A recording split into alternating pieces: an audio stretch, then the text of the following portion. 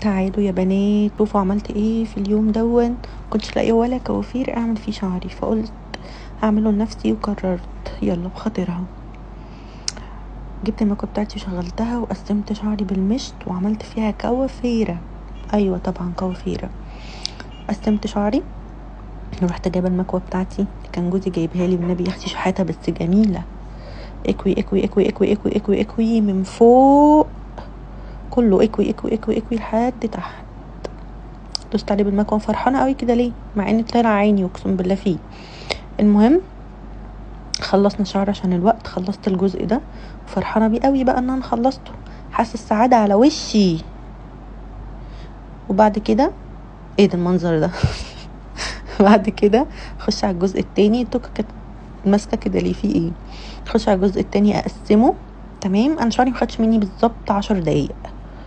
تمام ورحتي برضو اكوي اكوي اكوي اكوي خلصته، بس طبعا عشان ده كان عكس ايدي تعبني شويه. خلصته وبعد ما خلصته خلص بصوا بقى جميل ازاي، وعسل عسل عسل عسل عسل سكر. هلمه بقى ونبتدي نعك الميك اب بتاعنا عشان ما كانش في وقت. وانا حطيت ميك اب يعني مش اوفر وفي نفس الوقت على قدي، انا مش ميك اب ارتست، وقلت 900 الف مره انا مش ميك اب ارتست، فبعمل على قدي. دهنا البويه ادهن ادهن ادهن ادهن ادهن ادهن ادهن. بعد كده بالبيوتي بلندر. تمام اهم حاجه عملت رقبتي عشان تبقى نفس اللون بتاع بشرتي. وادي مسكرة الحواجب اللي مصر كلها سألتني عليها.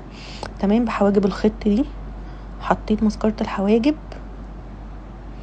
تمام ومشط مشط مشط وخلصتها يا اختي قمر يا اختي خلصتها.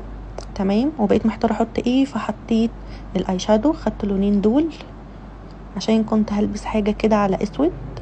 تمام فقلت ايه احط بني عشان احط روج احمر.